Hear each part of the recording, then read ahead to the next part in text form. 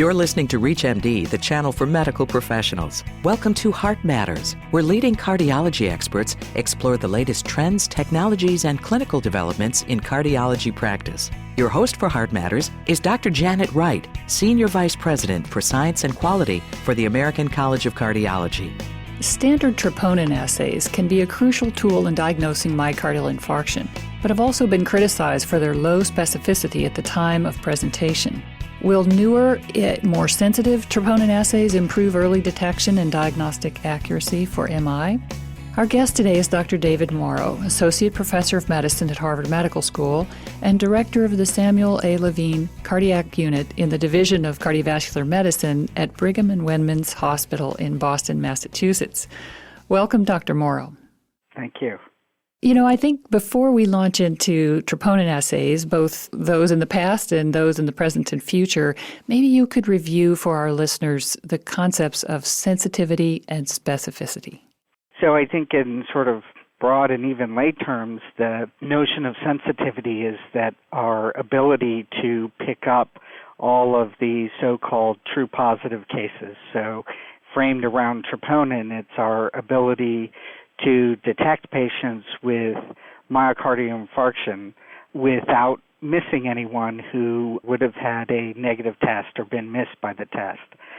Specificity relates to our ability to reliably identify those cases that are true positives without including false positive cases. And so our ability to discriminate those patients that, in the context of troponin, do not have myocardial infarction as a reason for their presentation to the emergency department. I think that's a very helpful foundation for all of us. Now, during my career in cardiology, CKMB was what I depended upon for helping me diagnose, at least chemical diagnosis of myocardial infarction. But in the last 5 or 8 years, troponin has essentially supplanted that. Can you draw the distinction between those two for us? Sure. I think that the advantage of troponin and the reason that it really has become the center of our guidelines for clinical use for diagnosis is that it has better tissue specificity than does CKMB. CKMB is present in measurable concentrations that can be released from skeletal muscle as well as multiple other organs, whereas the isoforms, so the specific protein sequences of troponin that we can pick up with specific assays, are released only by myocardial tissue. And because of that, we can get down and detect a signal amidst a lot of noise. And so for CKMB, if you fall down and have any skeletal muscle injury, your CKMB values will go up. With cardiac troponin, that's not the case. If you see an elevation, it really is related to myocardial injury. What were some of the challenges with the standard troponin assay? So, well, we've had a lot of evolution, I think, in the troponin assays that are the initially available assays. Had some, at least compared to current ones, had a higher rate of false positive results where you'd measure troponin in the blood, but it might not be there because of some interfering substance. And very early on, there was some cross-reactivity from troponin that was released from other tissues. But since then, the assays really have had progressive improvement, which has allowed us to measure troponin more reliably at much lower concentrations. I think that's so important to note because in the beginning, at least in my hospital, I've learned this from other colleagues, we trusted the troponin to help us diagnose myocardial infarction or confirm our clinical suspicions. And then more recently, a more sensitive assay was created. And I think that substitution of one assay for another in a hospital from one day to the next, sometimes without much notification of the staff, could create, and in effect in our case did create, quite a bit of consternation in the diagnosis process. So talk to us about that more sensitive assay. Yeah, so I think you've made a terribly important point, and that is that I think we do have to recognize that the transition has created, I'll even say, a lot of frustration, consternation, as you said, for clinicians. And I think that the key concept that's very important for people to grasp is that as we have moved toward more sensitive assays using lower cut points, we have picked up myocardial injury in a variety of clinical settings that we didn't used to. And so I think this brings us back to the concept of specificity. Troponin has extremely high tissue specificity. So if you see a rise in troponin, it is related to myocardial injury, release from cardiac myocytes.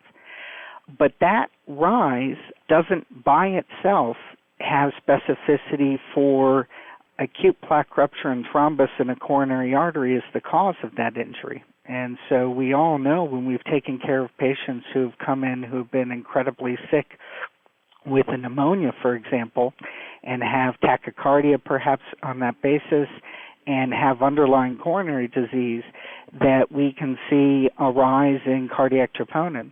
And that often gives us a sense of it being a false positive test. But I think we have to reframe how we think about it. It does indicate that there's myocardial injury, but we want to recognize that it's not acute plaque rupture and thrombosis, but rather this was a setting where there may have been myocardial injury because of increased demand, myocardial oxygen demand in the setting of another illness. If you're just joining us, you're listening to Heart Matters on ReachMD, the channel for medical professionals. I'm your host, Dr. Janet Wright.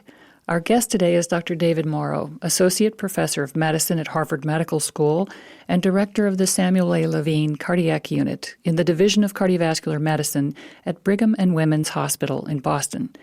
We're discussing a new, more sensitive troponin assay. David, you were talking about the revelation that troponins in this new, more sensitive assay are elevated, indicating myocardial injury, but not necessarily indicating an occluded artery or plaque that has ruptured. This is one of my favorite topics, is trying to integrate what we know from our lab tests with what we know from our clinical experience and our understanding of pathophysiology. What guidance would you give to the audience faced with an elevated troponin and yet not the classic picture of the transmural myocardial infarction? I think this is really probably the most important point in using any of our biomarkers as tests, that we always have to integrate it with the clinical setting. And I think we were attracted very early on to using troponin as a simple yes-no, and maybe got away from using our clinical impression of the patient's symptoms and the likelihood that they represented ischemia, the pretest probability of underlying coronary disease based on risk factors, and other clinical signs such as evidence of heart failure or ischemic changes on the EKG. And we really do have to use all of those things together and make an assessment of whether we think that there's a moderate or high clinical probability that the patient does have an acute coronary syndrome. And in that setting, we should use the troponin to drive treatment in this. The high-sensitivity assays are a major improvement on the assays we've had before. On the flip side, to your patient that you just described, where the patient doesn't have a good clinical story, it turns out from a vast number of studies across a variety of settings that myocardial injury, though, still does tell us something prognostically, but our general approach should be to manage the underlying cause. So in the example of the pneumonia I gave, it's to recognize that this is a higher risk patient with pneumonia and to treat that pneumonia as aggressively according to our local standards of clinical practice. I think that's such an excellent point that you make, that even a small elevation in troponin carries significant prognostic relevance. It does, and we've found that certainly in patients with acute coronary syndromes, and I think that has been an important step as we've started to evaluate more and more sensitive assays, that it does mean something in the setting of someone coming in with a clinical story that makes sense for acute coronary syndromes. But in work done many other investigators around the world, we've also found that myocardial injury in other settings such as acute pulmonary presentations, pulmonary embolism, sepsis, that injury also means something prognostically for those patients too, even though it doesn't mean that we should be rushing them off to the cath lab. What additional studies would be helpful? What's our next wave of understanding about these troponin assays and the clinical significance? Yeah, so I think there are two major directions. I think that we still do need, as we've gotten to more and more sensitive assays, and there is even yet another generation of assays to come, that we do have to do those careful studies to assess the prognostic implications as we get to these very low levels. It is conceivable that someday we might get to a concentration that just doesn't carry that same prognostic weight. And then the second is how we might use troponin with other tools, maybe other biomarkers that could actually help us discern plaque rupture as the cause of myocardial injury or an occluded coronary artery as the cause of the myocardial injury. Using those two tests together would even help us do a better job, I think, at driving our clinical treatment for those patients. And I would ask for your advice about the use of imaging techniques and technologies as additional diagnostic modality in some of these patients that are not so straightforward. I think that is an excellent tool where we have growing experience now. I think in patients with elevated troponin where we don't think that they have an acute coronary syndrome, or we've even done a coronary angiogram and may not find coronary artery disease, that imaging may be useful in detecting myocardial disease that's underlying, for example, myocarditis or an infiltrative cardiac disease. And cardiac MRI in particular has been used in several studies and clinically to help discern the cause of myocardial injury in patients where the diagnosis was not ACS.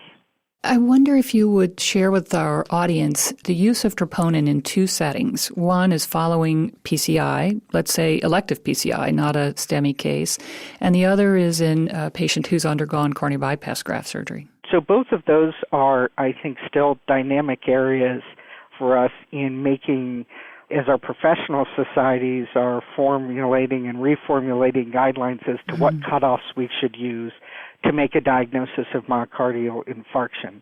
In both of those settings, we can detect myocardial injury with a sensitive assay for troponin in a very high proportion of cases, maybe even more than 75%, even in elective PCI with our very sensitive assays. The prognostic implications of that are, I think, still a subject of debate, especially at the low concentrations. For bypass surgery, we'll see a low-level elevation of troponin in almost all cases simply because of manipulation of the myocardium and injury that can occur during cardiopulmonary bypass.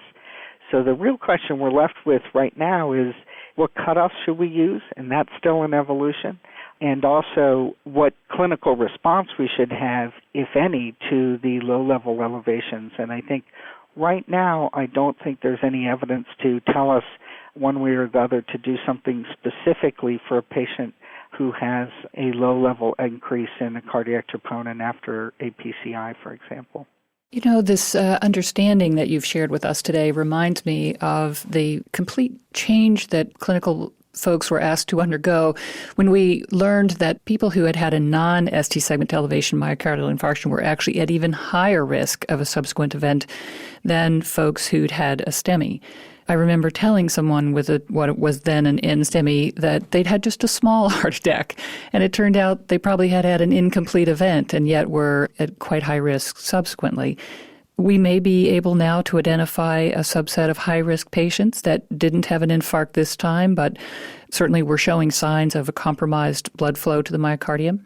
That's absolutely the case. And in fact, just like the scenario you described, in patients who have a clinical syndrome that's consistent with an acute coronary syndrome, those low-level elevations actually identify patients who have the most to gain from some of our standard therapies. As I often tell the residents that I'm rounding with in the CCU, in some extent you can think of it as a warning shot across the bow, that they had a small amount of myocardial injury, but in fact there's still a large territory that's at risk. And we found that our more potent platelet inhibitors and also routine early coronary angiography and intervention often give those patients the most gain because it reduces the risk of having another heart attack in that same territory or recurrent ischemia that brings them back to the hospital. We've been talking with Dr. David Morrow about new, more sensitive troponin assays and the impact on patient outcomes. Dr. Morrow, thank you for being our guest today. You're very welcome. It's an absolute pleasure. You've been listening to Heart Matters on ReachMD, the channel for medical professionals. For more information on this week's show or to download a podcast of this segment, please visit us at reachmd.com. Thank you for listening.